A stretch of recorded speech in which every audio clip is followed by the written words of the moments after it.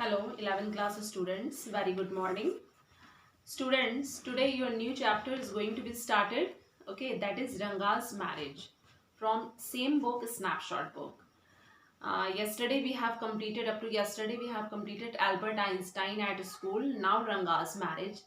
देखिए ये चैप्टर ऐसा है जिसमें आपको रंगा जो एक प्रोटैगोनिस्ट है इस चैप्टर के मेन पार्ट है, मेन कैरेक्टर हैं, उनकी लाइफ स्केचेस के बारे में, कैरेक्टर स्केचेस के बारे में बताया जा रहा है, क्वालिटीज बताई जा रही हैं रंगा की, and specially what is the opinion of रंगा अबाउट मैरिजेस। क्या मैरिज के लिए रंगा की ओपिनियंस, आइडियाज नॉर्मल पीपल से थोड़े से डिफरेंट हैं, वो क्या सोचते हैं मैरिज लाइफ की ओर, मैरिड लाइफ की ओर। ठीक है, तो क्या विचार हैं इनकी। और सबसे पहले तो वो अपने विलेज होसा अली के बारे में बताते हैं। कौन राइटर जिन्होंने ये चैप्टर लिखा है, who has written this chapter Ranga's marriage, mister Masti Venkatesha Iyengar. Okay, he has written the chapter. The most important part of this chapter is the accountant.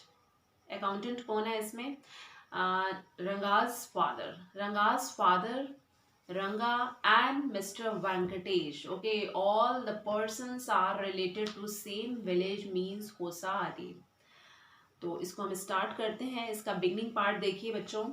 Ranga, the accountant's son, is one of the rare breed among the village folk who has been to the city to pursue his studies. देखिए होसा Ali village में बहुत ही rare persons में से किसी का बेटा बाहर स्टडी के लिए गया। जिनमें से कौन थे? सबसे पहले अकाउंटेंट थे वहाँ के, जो रंगा के फादर थे, और रंगा उनका बेटा ये बाहर पढ़ने के लिए पहली बार ही गया।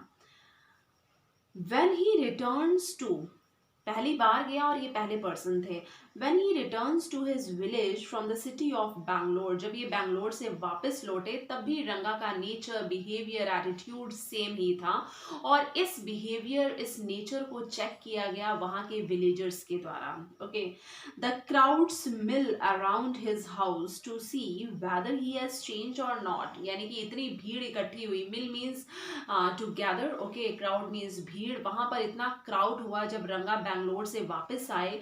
सभी लोग बहुत ही एक्साइटेड थे एक ऐसे पर्सन को देखने के लिए जो बैंगलोर से इतने टाइम के बाद पहुंचे हैं, यहाँ आए हैं हमारे विलेज, जिस विलेज से वो बिलोंग करते हैं। तो सभी लोग बहुत ही क्यूरियस थे इसे जानने के लिए और उन्हें देखने के लिए, उनसे बातचीत करने के लिए। Everybody was greatly excited, okay, to talk and to see that person Ranga. His ideas about marriage are now quite different. और आर दे, क्या उनके विचार अब भी वैसे ही हैं जैसे वो विलेज में रहते थे? ठीक है, क्या उनके विचार बदले हैं, स्पेशली किसे लेकर? मैरिज को लेकर। तो चैप्टर की शुरुआत देखिए यहाँ से होती है। When you see this title, some of you may ask Ranga's marriage question mark दिया हुआ है। राइटर आस्क फ्रॉम रीडर, क्या राइटर आस्क रीडर्स, क्या पूछते हैं राइटर कि जब आप ये चैप्टर पढ़ेंगे तो सबके मन में, रीडर्स के मन में ये क्वेश्चन पुट होगा, ये क्वेश्चन आएगा क्या कि इस चैप्टर का नाम रंगाज मैरिज क्यों दिया गया? ओके, व्हाई नॉट रंगनाथ विवाह और रंगनाथ विजय? ठीक है ना, राइटर ये कहते हैं रीडर से, आपके माइंड में ये आ रहा होगा कि इस चैप्टर का टाइटल रंगनाथ का विवाह या रंगनाथ विजय क्यों नहीं कर दिया गया? Well yes, I know I could have use some other mouth feeling one like Jagannath Vijay or Girija कल्याणा। मैं कुछ और नाम भी रख सकता था, जगन्नाथ विजय या गिरिजा कल्याणा, लेकिन मैंने इसका टाइटल, मैंने इसका नाम क्या रखा? What I gave the title Ranga's Marriage। तो ये सारे टाइटल ऑथर ने दिए हैं, टाइटल्स डिस्क्राइब किए हैं यहाँ पर, ये 4-5 titles. These titles could be given, but on the other hand I gave this particular title। तो इस टाइटल को देने की कुछ वजह तो रही होगी राइटर की, कि उन्होंने ऐसे ही माइंड में उनके आया और उन्होंने रंगाज मैरिज रख दिया। No, there is reason behind that. वो रीजन क्या था, क्यों था, देखिए। But then this is not about Jagannatha's victory or Girija's wedding. ये किसी गिरिजा की वेडिंग नहीं है, जगन्नाथ की विजय नहीं है, वेडिंग नहीं है, और कोई किसी विक्ट्री, किसी हिस्टोरिकल विक्ट्री के बारे में मैं यहाँ पर नहीं एक्सप्लेन करना चाहता। It's about our own Ranga's marriage. ये किसके बारे में है? हमारे खुद के विलेज के बेटे रंगा और उसकी मैरिज का डिस्क्रिप्शन है इसमें।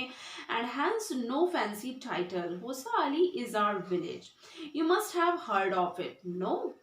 अब राइटर पूछते हैं रीडर से, होसा अली जो हमारा विलेज है, क्या आप लोगों ने इसके बारे में नहीं सुना?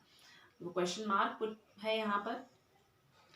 व्हाट अ पिटी, बहुत दुख की बात है। But it is not your fault, ये रीडर्स का फॉल्ट नहीं है, ये आपका फॉल्ट नहीं है अगर आपने ये नहीं सुना। There is no mention of it in any geography book, right? Those sahibs in England writing in English probably do not know that such a place exists. यहाँ तक कि इंग्लिश के जो बड़े बड़े साहिब्स हैं, उन्होंने, जिन्होंने इंग्लिश में राइटिंग्स लिखी हैं, उन्होंने भी इसका जिक्र कहीं नहीं किया, ना ही इसका जिक्र किसी जियोग्राफी बुक में है, इसकी कोई मेंशनिंग नहीं है जियोग्राफी की बुक में। Probably do not know that such a place exist, और ये सब नहीं जानते थे कि ऐसी कोई जगह एग्जिस्ट भी करती है। And so make no mention of it, our own people to forget about it, हमारे खुद हमारे जान पहचान वाले लोग भी भूल चुके हैं कि ऐसी कोई जगह थी या जगह है। You know how it is, आप जानते हैं ये कैसी है जगह। They are like a flock of sheep, one sheep walks into a pit, the rest blindly follow it. They यानी कि जो इनोसेंट पीपल हैं विलेज के, या बहुत ही इनोसेंट दूसरे लोग हैं, तो ये फ्लॉक ऑफ शीप्स इसलिए बोला गया है कि एक शीप जिस तरफ जाती है, जिस गड्ढे की तरफ जाती है, जिस पिट की तरफ, बाकी पीछे जो फ्लॉक होता है शीप का, जो झुंड होता है, वो भी उसके पीछे पीछे उसी गड्ढे में जाता है। तो ये सारे विलेजर्स वही हैं, उनकी तरह ही हैं। कहने का मतलब ये नहीं कि वो सारे बुद्धू हैं, मीन्स जिसने जो कह दिया उन्होंने वो एक्सेप्ट कर लिया, इस तरह से। One sheep walks into a pit, the rest blindly follow it. When both the Sahibs in England and our own geographers have not referred to it, you cannot expect the poor cartographer to remember to put it on the map. यानी कि बड़े बड़े cartographer ने भी इनका use नहीं किया map में, यानी कि किसी मैप में इसका जिक्र नहीं है। Cartographer means who designs map. Can you, क्या आप इमेजिन कर सकते हैं? And so there is not even the shadow of our village on any map, यानी कि किसी भी मैप में इसकी कोई भी शेडो नहीं है। Sorry, I started somewhere and then went off in another. Sorry readers, मैंने शुरुआत कहाँ से की थी? मीन्स शुरुआत इन्होंने कहाँ से की थी? Title of the chapter. Okay, थोड़े से टाइटल इन्होंने मेंशन किए हैं यहाँ पर, लेकिन ये दूसरे डायरेक्शन की तरफ चले गए, कहीं और मैं चला गया, तो इसके लिए मैं क्षमा चाहता हूँ। ये कौन कहता है? मिस्टर वेंकटेश, इन्होंने ये चैप्टर लिखा है। If the state of Mysore is to Bharatavarsha, यदि मैसूर स्टेट का लिंक जो है, संबंध भारतवर्षा से है, व्हाट द, अब देखिए इसमें स्पेशल लाइन्स आ रही हैं, what the sweet kari gadabu is to a festive meal, right? Kari gadabu एक कन्नड़ स्वीट डिश है, मतलब स्वीट डिश कह लीजिए, जिसमें कि फिलिंग होती है कोकोनट और शुगर की, ठीक है।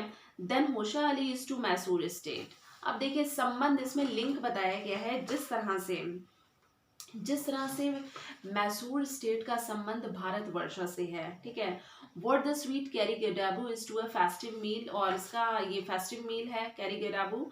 Then Hosahalli is to Mysore state, और होशा अली का संबंध मैसूर से है, मीन्स मैसूर के लिए होशा अली बहुत ही इंपॉर्टेंट पार्ट है। What the feeling is to kari gadabu, ठीक है ना। जिस तरह से कैरी गडाबू की फीलिंग उस इस स्वीट के लिए बहुत ही इम्पॉर्टेंट होती है, बहुत ही नेसेसरी होती है। कोकोनट और शुगर की फीलिंग के बिना ये स्वीट जो है अननेसेसरी है। उसी तरह से जितना इम्पॉर्टेंट कैरी गडाबू के लिए फीलिंग है कोकोनट और शुगर का, उसी तरह से होशा अली बहुत ही इम्पॉर्टेंट, बहुत ही खास है मैसूर स्टेट के लिए।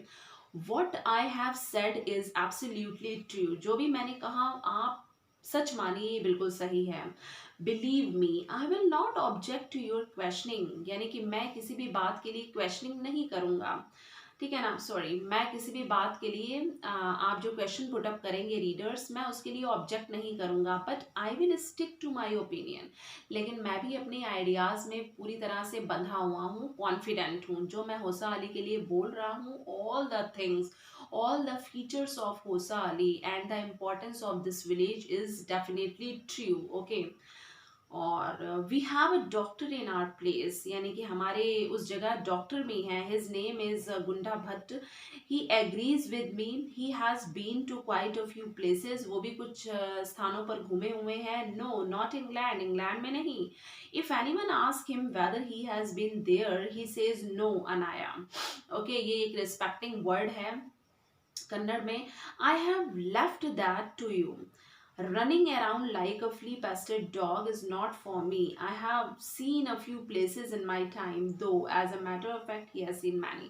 मतलब उस डॉक्टर के बारे में बात कर रहे हैं. वो एक इधर उधर घूमते हुए लिखा हुआ है that running around like a flea pester dog is not for me. यानी कि इधर उधर घूमना एक आवारा डॉग की तरह ये नहीं है मेरे लिए. मैंने बहुत सारी जगहें देखी हुई हैं. ये उस डॉक्टर के रेफरेंस में कह रहे हैं writer. We have some mango trees in our village. हमारे विलेज में कुछ मैंगो ट्रीज भी हैं. Come and visitors.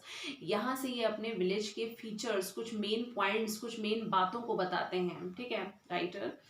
And I will give you a raw mango from one of them. यानी कि मैंगो के ट्रीज बहुत अच्छे अच्छे हैं हमारे विलेज में. आइए और वहाँ पर विजिट कीजिए और मैं उसमें से आपको एक रॉ मैंगो दूंगा. Do not eat it. Okay, उसे खाइएगा मत. Just take a bite. उसकी एक बाइट लीजिएगा. The sourness is sure to go straight to your brahmarandhra. I once took one such fruit home and a chutney was made out of it. All of us ate it. यानी कि वो बता रहे हैं कि एग्जाम्पल, मैंने भी एक बार एक ऐसा फ्रूट तोड़ा था और उसे मैं अपने घर ले गया था. और जब मैं घर ले गया तो उसकी हमने हमारे फैमिली में चटनी बनाई गई इस रॉ मैंगो की. और वो इतना खट्टा होता है कि वो आपके कंसाइंस तक, मतलब अंतरात्मा को बिल्कुल इस तरह से कर देता है. Definitely you are testing some soreness. I once took. All of us at it. यानी कि फैमिली मेंबर सबने खाई. The cough we suffered from. यानी कि कफ से हम ग्रसित हुए. राइट, कफ से हम सफर हुए. After that it was when I went for the cough medicine. उसके बाद हम कफ मेडिसिन के लिए गए. मीन्स वहाँ के मैंगोज, रॉ मैंगोज बहुत ही खट्टे थे. वैसे तो वो ऑब्वियस होते ही हैं खट्टे. That the doctor told me about the special quality of the fruit. तब डॉक्टर ने मुझे उस फ्रूट की स्पेशल क्वालिटी के बारे में बताया. Just as the mango is special, so is everything else around our village.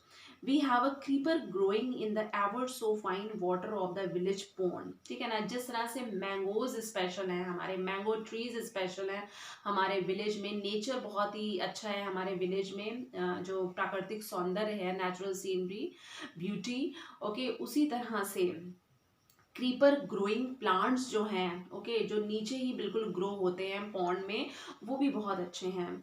It's flowers are a feast to behold. Get 2 leaves from the creeper when you go to the pond for your bath. अगर जब आप pond की तरफ नहाने जाएं तो वहाँ इसकी लीव्स भी बहुत यूजफुल रहती हैं. तो वहाँ इसकी आप लीव्स लीजिए. लेकिन लीव्स किस काम आती हैं देखिए. And you will not have to worry about not having leaves on which to serve the afternoon meal. यानी कि लीव्स को आप किस तरह से यूज में ले सकते हैं. आफ्टरनून मील को उस पर सर्व कर सकते हैं.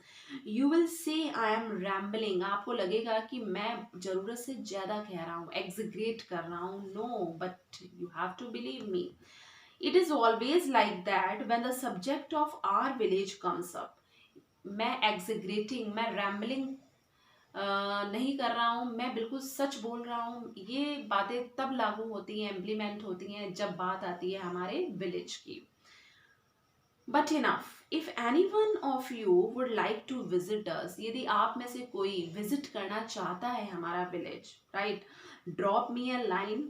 आई will let you know where Hosahalli is and what things are like here. तो मेरी हेल्प आप जरूर लीजिए, क्योंकि मैं आपको बताऊंगा, मिस्टर वेंकटेश जो इस चैप्टर का राइटर हूँ, कि होशा अली विलेज कहाँ है और ये किस डायरेक्शन में है. ठीक है, मैं इसके फीचर्स आपको बताऊंगा, वहाँ तक ले जाऊंगा. The best way of getting to know a place is to visit it. Don't you agree. यदि आपको विश्वास ना हो तो वहाँ आकर आप विजिट कीजिए. और थोड़ा सा और देख लीजिए स्टूडेंट्स बाकी नेक्स्ट वीडियो में. What I am going to tell you is something that happened 10 years ago. जो मैं आप बताने जा रहा हूँ आपको वो समय की बात है जो 10 साल पहले हुआ.